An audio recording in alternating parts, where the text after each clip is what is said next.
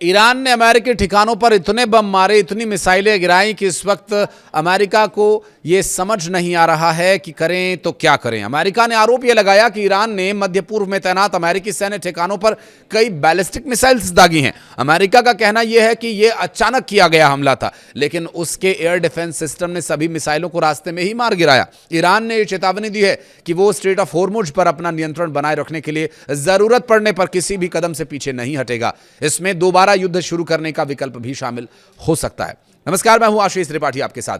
America, Israel और Iran के बीच जारी युद्ध के कुछ बड़े अपडेट्स लेकर आए हैं। वीडियो को अंत तक अगर आप देखेंगे तो वर्तमान और पारिस्थितिक जो हालात बने हुए हैं उसके बारे में समझ पाएंगे। दरअसल अमेरिकी प्रेसिडेंट डोनाल्ड ट्रंप ने इजराइल के प्रधानमंत्री बेंजामिन नेतन्याहू के साथ बैठक की और व्हाइट हाउस में यह बैठक हुई और इसे सकारात्मक और उपयोगी बताया गया। दोनों नेताओं ने क्षेत्रीय सुरक्षा और अन्य अहम मुद्दों पर चर्चा की। सऊदी अरब ने दावा यह किया कि उसकी वायु रक्षा प्रणाली ने पूर्वी प्रांत में तेल प्रतिष्ठानों को निशाना बनाकर भेजे गए कई ड्रोन्स को मार गिराया। सऊदी सरकार के मुताबिक ये ड्रोन इराक से ईरान समर्थित समूहों ने लॉन्च किए थे और ईरान को लेकर ये बड़ा तनाव ऐसे समय में सामने आया जब इजराइल के प्रधानमंत्री बेंजामिन नेतन्याहू ने 28 फरवरी को शुरू हुए अमेरिका इजराइल के ईरान के बीच अभियान के बाद पहली बार अमेरिकी प्रेसिडेंट डोनाल्ड ट्रंप के साथ आमने सामने मुलाकात की। व्हाइट हाउस ने दोनों नेताओं के बीच करीब 90 मिनट तक चली बातचीत को सकारात्मक बताया और बैठक के बाद नेतन्याहू ने कहा कि ट्रंप के साथ उनकी अब तक की सबसे बेहतर बातचीत में से यह बातचीत एक रही है। उन्होंने कहा कि दोनों नेता इस बात पर पूरी तरह से सहमत हैं कि ईरान को परमाणु हथियार हासिल नहीं करने दिया जाएगा। ईरान समर्थित हूथी विद्रोहियों ने दावा यह किया कि उन्होंने लाल सागर में एक सऊदी तेल टैंकर को निशाना बनाया। हालांकि सऊदी अरब ने इस दावे की पुष्टि नहीं की है। सऊदी सरकार ने इतना जरूर बताया कि उनकी वायु रक्षा प्रणाली ने देश के पूर्वी हिस्सों में तेल प्रतिष्ठानों को निशाना बनाकर भेजे गए कई ड्रोन को मार गिराया है। सऊदी अरब का आरोप यह है कि ड्रोन इराक में सक्रिय ईरान समर्थित समूहों की ओर से भेजे गए थे और अमेरिकी बेस पर हुए ड्रोन हमलों के बाद अमेरिका और सऊदी अरब की सेना ने इराक में ईरान से जुड़े ठिकानों पर हमला किया। इससे पहले अमेरिकी सैन्य अधिकारियों ने मंगलवार को जानकारी दी कि ईरान ने अमेरिकी बेस पर हमला करने की कोशिश की, जिससे अमेरिका की सेना ने बीच में ही रोक दिया। अमेरिका ने यह भी बताया कि ईरान के इस हमले में उनका कोई नुकसान नहीं हुआ। इन हमलों के साथ ही मिडिल ईस्ट में एक बार फिर तनाव बढ़ गया है। सऊदी अरब ने भी इराक में ईरान समर्थित ठिकानों पर यूएस के साथ मिलकर हवाई हमला करने की पुष्टि की। सऊदी अरब ने यूएस सेंट्रल कमांड सेंटकॉम के साथ मिलकर हवाई हमले किए और इस ऑपरेशन को सऊदी तेल सुविधाओं पर हमला ड्रोन हमलों का जवाब बताया गया। अमेरिकी रक्षा विभाग ने इस हमले की निंदा की और उन्होंने ये कहा कि ये कार्रवाई क्षेत्रीय सुरक्षा के लिए खतरा है। अमेरिका ने आगे की स्थिति पर नजर रखने और आवश्यक कदम उठाए जाने के संकेत भी दिए। ट्रंप ने मंगलवार को व्हाइट हाउस में प्रधानमंत्री बेंजामिन नेतन्याहू से मुलाकात की और ये मुलाकात काफ़ी सकारात्मक रही और दावा ये किया जा रहा है कि सबसे अच्छी रही। जबकि ट्रंप ने यूक्रेन के राष्ट्रपति व्लादिमीर जेलेंस्की से भी मुलाकात की और बताया कि हवाई सुरक्षा और कूटनीति चर्चा दोनों के बीच हुई है। इसके अलावा ईरानी और यूक्रेनी अधिकारियों ने सप्ताहांत में कैस्पियन सागर में यूक्रेन द्वारा एक ईरानी जहाज पर किए गए हमले के बाद तनाव कम करने की इच्छा भी जताई है।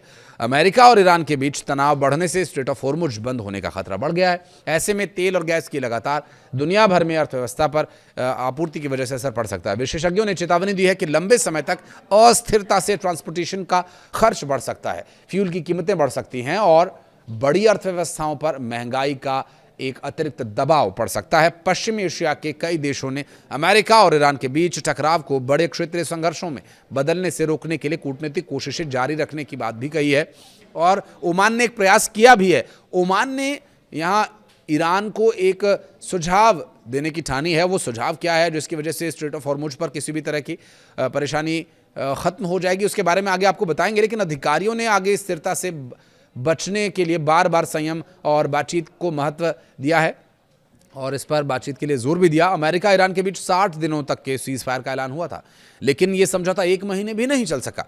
लेकिन अब ओमान कुछ ऐसा प्लान लेकर आया जिससे यह लगता है कि मामला शांत हो सकता है, खासकर स्ट्रेट ऑफ होर्मुज वाला मामला। आपको बता दें कि समाचार एजेंसी रॉयटर्स की माने तो ओमान के इस रिपोर्ट के मुताबिक प्रस्ताव में ओमान ने एक ऐसी व्यवस्था का सुझाव दिया जिसके तहत इस महत्वपूर्ण समुद्री मार्ग से गुजरने वाले जहाज अपनी मर्जी से यहां ट्रांजिट शुल्क का भुगतान करेंगे। इसके लिए उन पर कोई नियम लागू नहीं होगा, लेकिन यह एक व्यवस्था की तरह काम करेगा। इसका उद्देश्य हाल के अमेरिका, इजराइल और ईरान के बीच बढ़े तनाव के कारण वैश्विक व्यापार और समुद्री परिवहन पर पड़े असर को कम करना है और यहां परिस्थितियों को सामान्य करना ओमान के इस प्रस्ताव को लेकर ईरान की ओर से अब तक कोई जवाब आया नहीं है, लेकिन ये पहली बार हुआ है जब ओमान इस तरह का प्रपोजल लेकर आया। ईरान ने पहले ये सुझाव दिया था कि स्ट्रेट ऑफ हॉर्मुज का प्रबंधन ओमान के साथ मिलकर किया जाए और वहां से गुजरने वाले जहाज़ों की सेवा शुल्क के तौर पर कुछ रुपए उनसे, कुछ पैसे उनसे लिए जाएं। उस वक्त ओमान की ऐसी किसी टैक्स के बिल्कुल खिलाफ था और इसे अंतर्राष्ट्रीय जल मानकर यहाँ फ्री पैसेज किए जाने की बात कर रहा था। इस बार ओमान एक नए प्रस्ताव के साथ आया और इस प्रस्ताव में इसी तरह की व्यवस्था का जिक्र है जिसके लिए पहले वो इनकार कर रहा था। हालांकि ये स्पष्ट है कि शुल्क देना पूरी तरह से स्वैच्छिक होगा और इस समुद्री मार्ग पर केवल ईरान का नियंत्रण नहीं रहेगा, ऐसा कहना है ओमान का अपनी सलाह में। इस बीच अमेरिकी प्रेसिडेंट डोनाल्ड ट्रंप ने कहा कि हमलों के बावजूद ईरान के साथ बातचीत की जो कोशिश है वो सही दिशा में आगे बढ़ रही है। दोनों पक्षों के बीच सकारात्मक बातचीत हो रही है। हालांकि उन्होंने ये चेतावनी भी दी कि अगर बातचीत कामयाब नहीं रही तो अमेरिका दोबारा सैन्य कार्रवाई कर सकता है। दूसरी ओर ईरान ने इन दावों को खारिज करते हुए कहा कि वो फिलहाल अमेरिका के साथ नई वार्ता शुरू करने की तैयारी नहीं कर रहा है। 2 दिन अमेरिका ने हमले भी रोके रखे थे, लेकिन ईरान ने फिर अमेरिकी सैन्य ठिकानों पर हमला करके युद्ध को भड़का दिया। ईरान की सैन्य कमान ने अमेरिका के उस प्रस्ताव को खारिज कर दिया जिसमें क्षतिग्रस्त जहाज़ों को मुआवजा दिए जाने के लिए ईरान की फ्रीज की गई संपत्तियों का इस्तेमाल करने की बात कही गई थी। अमेरिका और ईरान के बीच युद्ध लगातार बढ़ता जा रहा है। दोनों देशों की तरफ से हमले बढ़ते जा रहे हैं। इसके चलते एक बार फिर खाड़ी देशों को इसका खामियाजा भुगतना पड़ रहा है। ईरान ने खाड़ी देशों में मौजूद अमेरिकी ठिकानों पर हमला किया था और वहीं अमेरिकी बेसेस और सऊदी अरब की सेना ने इन हमलों का जवाब दिया है। लेकिन ये कितना कारगर होगा, शांति स्थापित करने के लिए किए जा रहे प्रयास कितने सफल होंगे, ये तो बहरहाल आने वाले वक्त में पता चलेगा। लेकिन इस वक्त स्ट्रेट ऑफ हॉर्मुज एक बड़ी चिंता का कारण रहा है, जहां पर अगर फ्री पैसेज दिया जाता है तो इसके लिए ईरान तैयार नहीं, क्योंकि ऐसी परिस्थिति में अमेरिका यहां पर नियंत्रण करने की कोशिश करेगा। पहले भी ऐसा हुआ है, तभी ईरान ने दोबारा से वहां पर अपनी धाक जमाई और उसे पूरी तरह से फ्री पैसेज देने से इनकार कर दिया है। बहरहाल बातचीत कहां तक बढ़ती है आगे, आप कुछ कहना चाहें तो बताइएगा कमेंट सेक्शन में। कोई भी शिकवा, शिकायत या सुझाव, वीडियो को यहां तक देखने के लिए बहुत बहुत धन्यवाद। सऊदी सरकार के मुताबिक ये ड्रोन इराक से ईरान समर्थित समूहों ने लॉन्च किए थे और ईरान को लेकर ये बड़ा तनाव ऐसे समय में सामने आया जब इजरायल के प्रधानमंत्री बेंजामिन नेतन्याहू ने 28 फरवरी को शुरू हुए अमेरिका इजरायल के ईरान के बीच अभियान के बाद पहली बार अमेरिकी प्रेसिडेंट डोनाल्ड ट्रंप के साथ आमने सामने मुलाकात की। व्हाइट हाउस ने दोनों नेताओं के बीच करीब 90 मिनट तक चली बातचीत को सकारात्मक बताया और बैठक के बाद नेतन्याहू ने कहा कि ट्रंप के साथ उनकी अब तक की सबसे बेहतर बातचीत में से ये बातचीत एक रही है। उन्होंने कहा कि दोनों नेता इस बात पर पूरी तरह से सहमत हैं कि ईरान को परमाणु हथियार हासिल नहीं करने दिया जाएगा। ईरान समर्थित हूथी विद्रोहियों ने दावा यह किया कि उन्होंने लाल सागर में एक सऊदी तेल टैंकर को निशाना बनाया।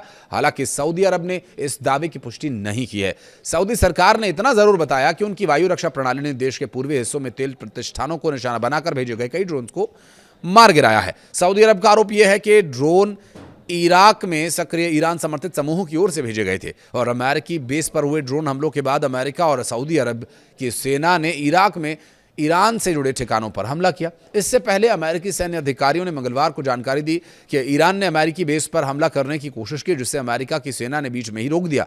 अमेरिका ने यह भी बताया कि ईरान के इस हमले में उनका कोई नुकसान नहीं हुआ। इन हमलों के साथ ही मिडिल ईस्ट में एक बार फिर तनाव बढ़ गया है। सऊदी अरब ने भी इराक में ईरान समर्थित ठिकानों पर यूएस के साथ मिलकर हवाई हमला करने की पुष्टि की। सऊदी अरब ने यूएस सेंट्रल कमांड सेंटकॉम के साथ मिलकर हवाई हमले किए और इस ऑपरेशन को सऊदी तेल सुविधाओं पर ड्रोन हमलों का जवाब बताया गया। अमेरिकी रक्षा विभाग ने इस हमले की निंदा की और उन्होंने ये कहा कि ये कार्रवाई क्षेत्र सुरक्षा के लिए खतरा है।